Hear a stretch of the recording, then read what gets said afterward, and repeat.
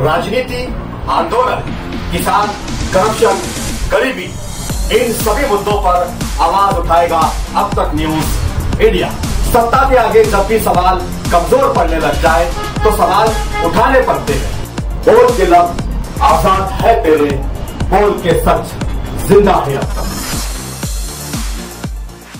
भारत देश के हर परिवार के हर सदस्य, उसकी स्वास्थ्य, उसके जीवन, उसकी जिंदगी से सीधा संबंधित है। हमने पिछले 2-3 सालों में ऐसे हजारों उदाहरण सुने हैं जिसके अंदर एक जवान लड़का शादी में डांस कर रहा है, डांस करते करते वो गिरा और वो गुजर गया। किसी लड़की की शादी है, वरमाला लेके खड़ी है, स्टेज पे उसको हार्ट अटैक हुआ, वो स्टेज पे ही दम तोड़ देती है। गरबा में, गुजरात में, जहां पे लाखों युवक युवतियां दशकों से गरबा कर रहे हैं, वहां गरबा खेलते खेलते जवान बच्चे वहीं ग्राउंड पे खेलते खेलते गिरते हैं, कोलैप्स हो जाते हैं, गुजर जाते हैं। रामलीला के अंदर एक आदमी पात्र का रोल कर रहा है, रामलीला में डायलॉग बोलते बोलते वो जमीन पे गिर पड़ता है स्टेज पे और वो गुजर जाता है। ऐसे सैकड़ों वीडियो हमने पिछले 2-3 सालों में देखे हैं। आप सोचिए, ये वीडियो वो हैं जहां पे मरने वाला जो है वो किसी ऐसी एक्टिविटी में इन्वॉल्व है जिसकी वजह से उसका वीडियो बन रहा है। मसलन वो अपनी शादी, किसी की शादी के अंदर नाच रहा है तो यार दोस्त रिश्तेदार वीडियो बना रहे हैं। कोई रामलीला के अंदर नाटक कर रहा है इसलिए उसका वीडियो बन रहा है। कोई स्टेज पे गा रहा था, उसका इसलिए वीडियो बन रहा था, तो जैसे ही गुजरा वो चीज वीडियो में कैद हो गई। स्टेज पे परफॉर्म कर रहा था, वीडियो में कैद हो गई तो लोगों को पता चल गया। मगर ऐसे हजारों लोग होंगे, आप समझ सकते हैं। हम अपनी पूरी जिंदगी का 24 घंटा देखें साधारण आदमी, तो कितने घंटे आपकी वीडियो बनती है? 5 मिनट, 10 मिनट, 15 मिनट। महीने में कभी 2-4 बार ऐसे अवसर होते हैं जब आपकी वीडियो बन रहा होता है। वरना आप घर पे बैठे हैं, चाय पी रहे हैं, खाना खा रहे हैं, ऑफिस में काम कर रहे हैं, आ रहे हैं, जा रहे हैं, बस में सफर कर रहे हैं, कार चला रहे हैं, कोई वीडियो नहीं बन रहा होता। सो रहे हैं घर पे। हजारों लोग अपनी इस दिनचर्या के अंदर पिछले 2-3 सालों में दम तोड़ चुके हैं। और जब जब कोई दम तोड़ता था, लोगों के मन में यह सवाल था कि कहीं ये कोरोना की वैक्सीन की वजह से तो नहीं है। आप गूगल करके देख लीजिए, सैकड़ों ऐसे आर्टिकल, न्यूज आर्टिकल आपको दिख जाएंगे जिसके अंदर बड़े बड़े चैनल्स ने, बड़े बड़े अखबारों ने इस विषय में स्टोरीज की हैं कि क्या sudden rise in heart attacks,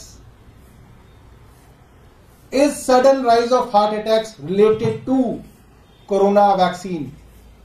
ये सवाल सबके मन में है, ये चिंता सबके मन में है, क्योंकि सबके घर में लगभग सभी सदस्यों को कोरोना की वैक्सीन लगाई गई है। अब तक सिर्फ शक था, लोगों को सिर्फ चिंता थी।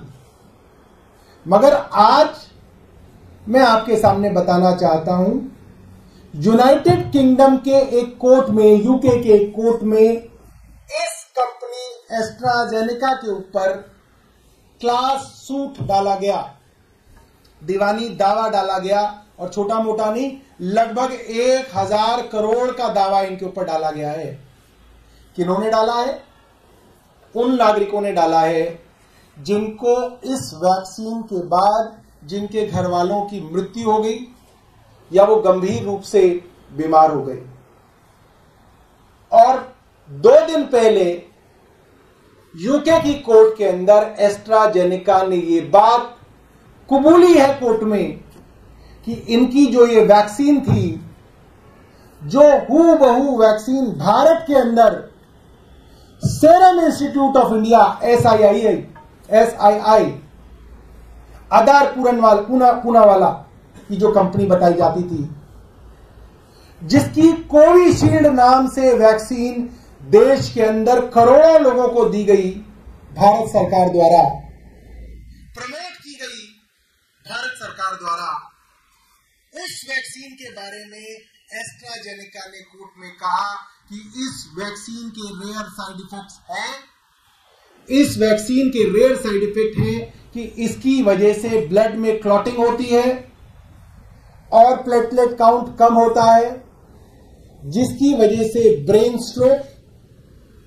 और हार्ट अटैक आ सकते हैं। ये बहुत बड़ी बात है। इतनी बड़ी कंपनी का कबूलनामा कोर्ट के अंदर बड़ी चिंता खड़ी करता है।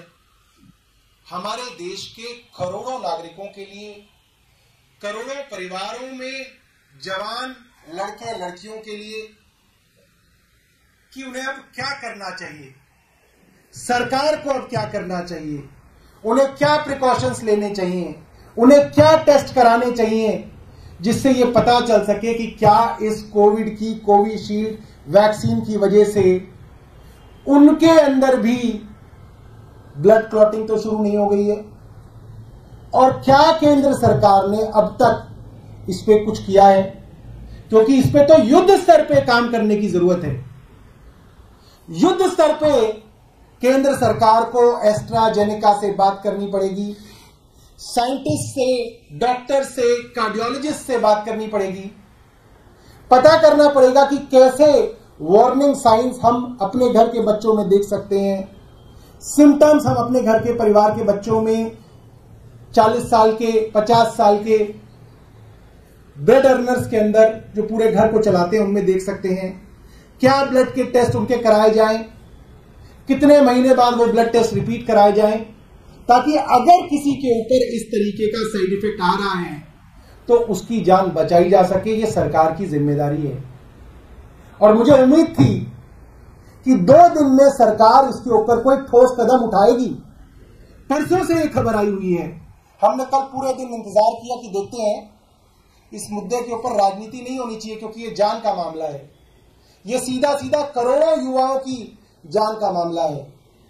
मगर जब सरकार इसके ऊपर सो गई, कोई हरकत सरकार की तरफ से नजर नहीं आई, तो हमें यह प्रेस वार्ता करके सरकार से पूछना पड़ रहा है कि सरकार बताइए इस विषय में अब आप क्या कर रहे हैं।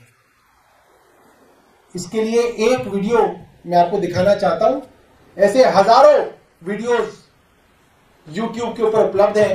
एक चैनल का मैं एक वीडियो कंपाइलेशन दिखा रहा हूं, जिसके अंदर दिखाया है कि किस तरीके से अलग अलग इलाकों में भारत के इस तरीके के युवा, संदिग्ध तौर पे फिट दिखने वाले, स्वस्थ दिखने वाले युवा धड़ाम से वहां गिरते हैं, कोलैप्स होते हैं और मृत हो जाते हैं।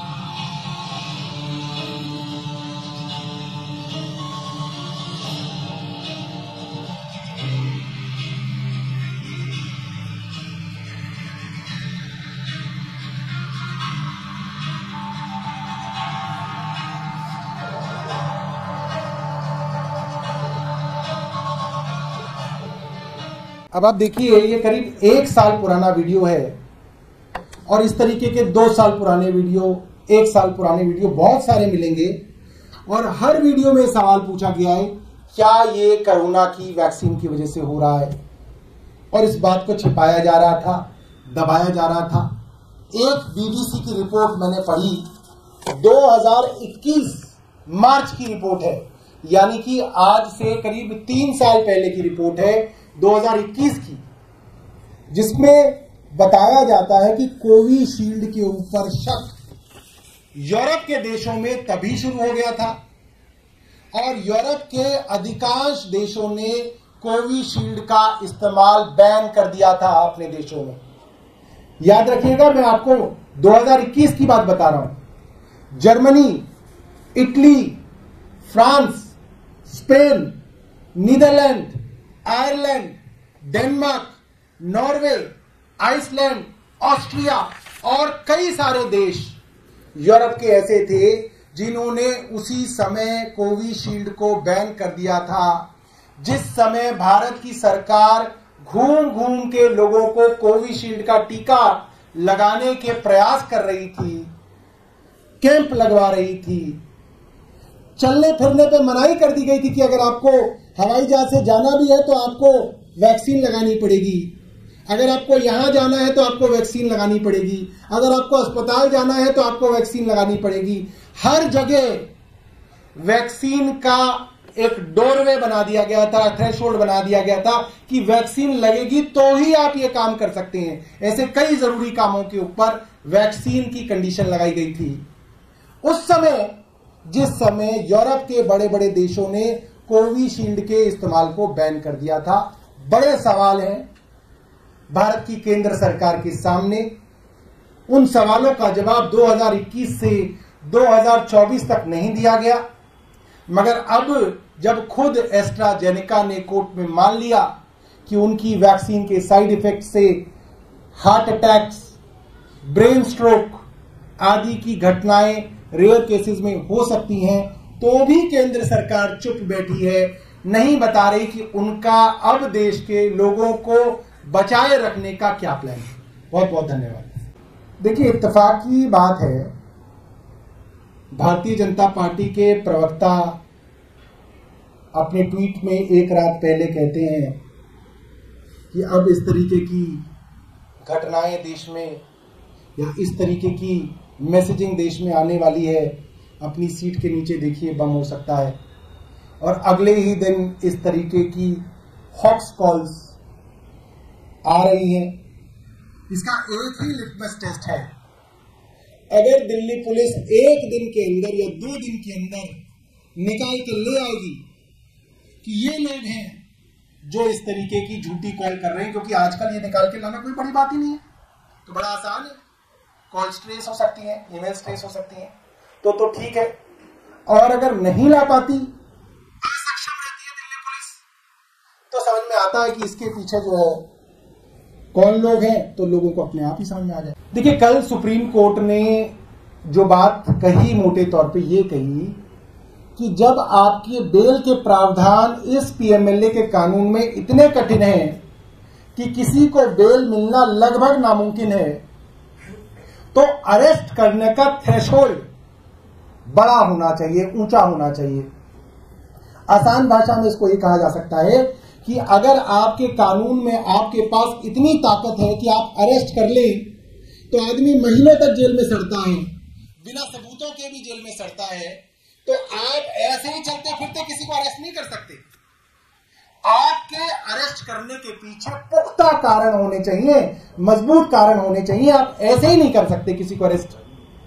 तो अब ईडी को, यानी कि केंद्र सरकार को साबित करना है कि ऐसे क्या विशेष कारण थे, ऐसी क्या विशेष परिस्थिति थी कि मुख्यमंत्री को अरेस्ट किए बिना उनके पास और कोई साधन नहीं था।